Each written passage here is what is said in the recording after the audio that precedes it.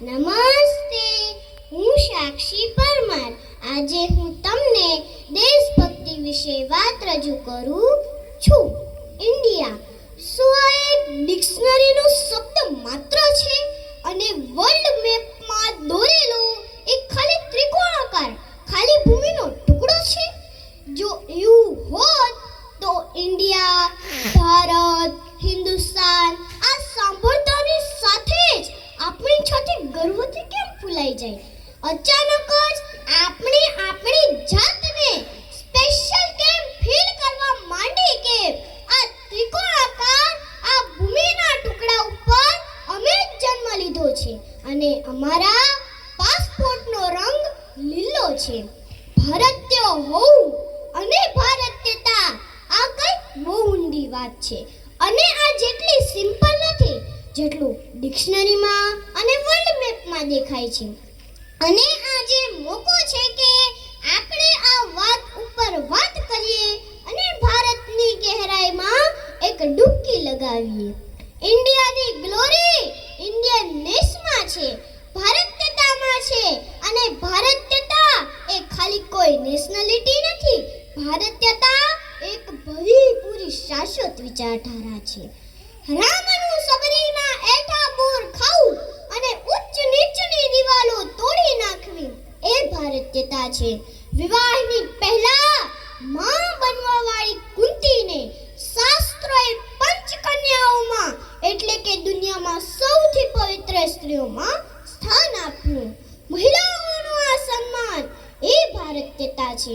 ગાંધારીએ શ્રી કૃષ્ણને એના વંશની સાથે પશુની જેમ મૃત્યુ થાય એવો શ્રાપ આપ્યો અને શ્રી કૃષ્ણ ભગવાન હોવા છતાં એક સાધારણ સ્ત્રીનો શ્રાપ માથું ઝુકાવીને સ્વીકાર કરે. સર્વશક્તિમાન હોવા છતાં આ વિનમ્રતા એ ભારતીયતા છે. જરા જુઓ તો ખરા, કોણ છીએ અમે? અમે એ જ છીએ જે બળ ભેદીને ધરતીમાંથી ધરા નીકાળતા હતા અને એ પણ અમે છીએ જે એક આંગળી પર ગોવર્ધન ઉપાડતા હતા. અમે એ સ્ત્રીઓ છીએ જે ચક્રવ્યૂહમાંથી બહાર નીકળવાની વિદ્યા શીખ્યા ન હોવા છતાં ચક્રવ્યૂહની અંદર કૂદી ગયા અને એ પણ અમે છીએ કે જેના ફેંકાયેલા પથ્થર પાણી પર તરી ગયા. ઇન્દિરા નુઈ પેપ્સિકોના સીઈઓ બને, સુંદર પિચાઈ ગૂગલના અને સત્ય નડેલા માઇક્રોસોફ્ટનું સંચાલન કરે. દુનિયાના સૌથી ઊંચા અને પાવરફુલ હોદ્દા પર આ ભારત માના લાડલા દીકરા દીકરીઓ બેઠા હોય. આ ભારતીયતા છે. આ ભારતીયતાની મિસાઇલમાં હું કેટલી વાતો કહું અને તમે કેટલી વાતો સાંભળશો પણ. સરહદ ઉપર કોઈ માનો દીકરો શહીદ થાય અને તિરંગામાં લપેટાઈને એમનું પાર્થિવ શરીર ઘરે આવે, એ સપપેટી ખોલતા પહેલા એ માં પોતાના બીજા દીકરાનો સામાન બાંધવાની તૈયારી ચાલુ કરી દે કે એક શહીદની માં કહેવાવા કરતા બે શહીદની માં તરીકે દુનિયા મને ઓળખે એમાં મારું ગૌરવ છે. આ નિસ્વાર્થ દેશ પ્રેમ એ ભારતીયતા છે. 26/11ના મુંબઈ પર થયેલા આતંકવાદી હુમલામાં આતંકવાદીઓ નિર્દોષ માસૂમ લોકોનું લોહી રેડતા હોય. ખતરામાં તો ખાલી એક જ શહેર હતું, પરંતુ કેરળથી લઈ કાઠિયાવાડ સુધી આખા દેશના લોકોનો જીવ અદ્ધર હોય. આ વસુધૈવ કુટુંબકમની ભાવના એ ભારતીયતા છે. અમને મારતા આવડે અને બચાવતા આવડે.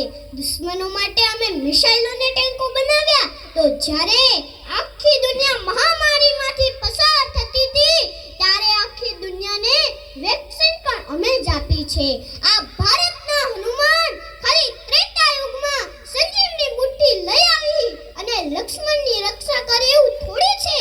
આ કળિયુગના હનુમાનો સંજીવની બુટ્ટી વિમાનોમાં ભરી અને આખી દુનિયામાં મોકલે અને વેક્સિનની ઉપર લખે કે સર્વે સંતો નિરામયા, કે ઈશ્વર ખાલી અમારા એક ઉપર નહીં પરંતુ આખી દુનિયા ઉપર કરે દયા.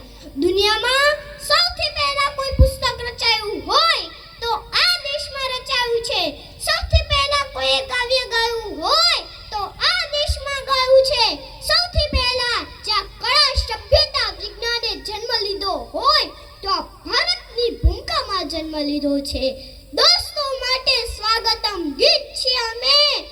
દુશ્મનો માટે મુતોડ જવાબ પણ છીએ અમે જ અહિંસા અને ઇન્કલાબ પણ અમે જ ગૌતમ બુદ્ધ અને રાણા પ્રતાપ પણ અમે.